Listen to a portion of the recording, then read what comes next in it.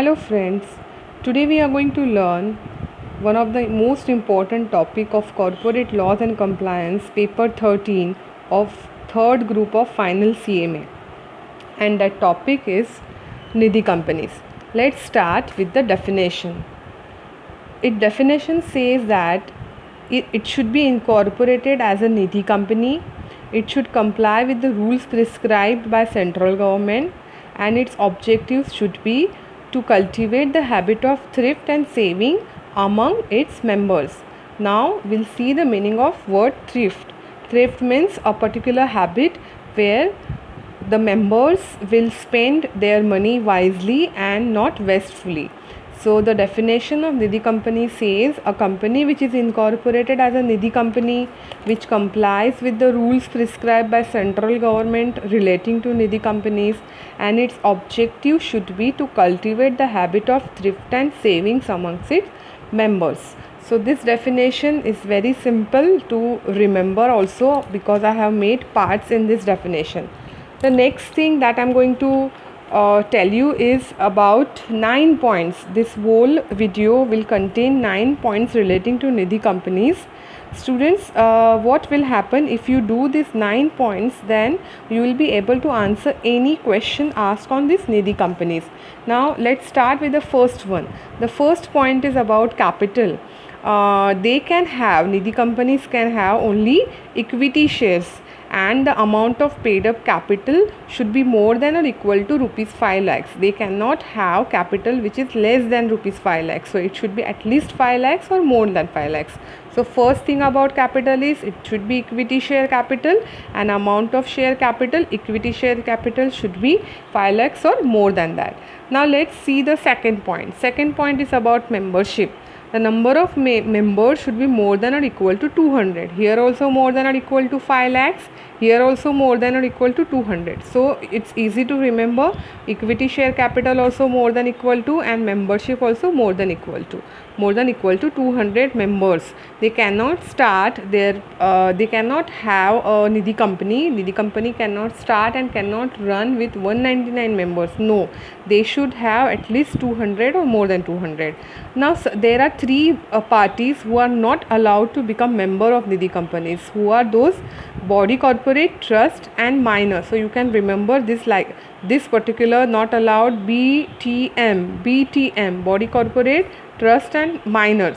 Not members, sorry, minor. These three people are not allowed to become member of Nidhi companies.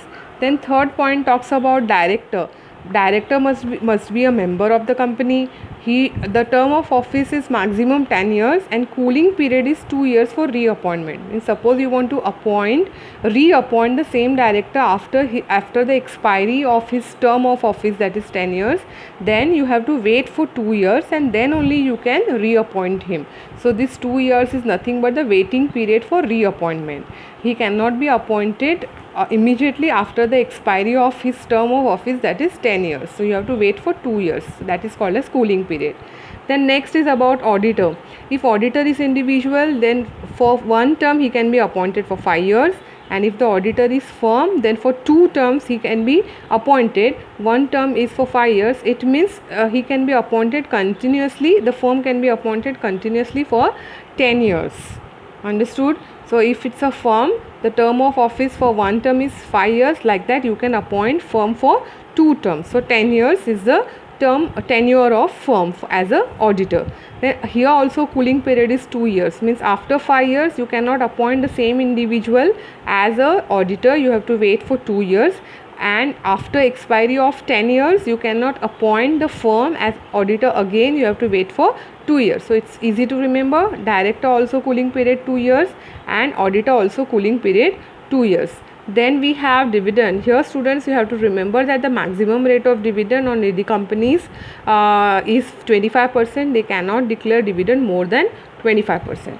Then next point talks about borrowing and lending. It's very clear that they are formed for members, and they are formed through members. They cannot borrow from anyone else. They cannot lend to anyone else. No, they have to borrow and lend to and from only and only its members. Okay, then the next point is about locker facility. They cannot give locker facility to other than members. They have to give only to the members. The condition, but here the condition is that the rental income out of this locker facility should be less than or equal to 20% of the gross income. Now we'll take one example. Suppose the gross income is 1 lakh rupees, so the rental income should be 20,000. If the rental income is more than 20,000, then they cannot provide this facility. The condition is that this particular condition is put because their main income is not giving locker facility. It should be less than or equal to 20% of gross total income, not more than that. Here it's less than or equal to. Don't get confused. In equity share capital and membership, it was more than or equal to, and locker facility is less than equal to. Reason is providing locker facility is not their main income. Their main income or their main objective is to create habit of saving among the members. Then the next point is about can't have business. They are not allowed to have this kind of business. They cannot have cheat funds, they cannot have hire purchase, leasing, insurance, they cannot acquire securities of other company. No, they cannot do all this kind of business. They are not allowed to do this kind of business. And the last point is general prohibition. They cannot advertise for soliciting the deposits. They cannot pledge assets with them. They cannot have partnership for borrowing and lending. So these are the general prohibitions. So case particular can be given in the exam, and it will be asked like whether it is legal or not. Like in last December 2019 exam. So this is the question paper of December 2019. In that exam, for 3 marks a question was asked. Here I'll read that question for you all. Soma Nidhi Limited proposes to reappoint Mr. X, a director who has completed a term of 10 consecutive years as a director of Nidhi company. So see, this is that director must be a member, term of office maximum 10 years, and cooling period is 2 years for reappointment. So the question is asked here, examine state your views, the validity of the above proposal with reference to Nidhi rules 2014. So they are asking you that our company is there, Soma Nidhi Limited, and they want to reappoint Mr. X, who has completed 10 years of his tenure. So can they do that? State your views, the validity of the above proposal. This is valid or not? Yes. What will be your answer?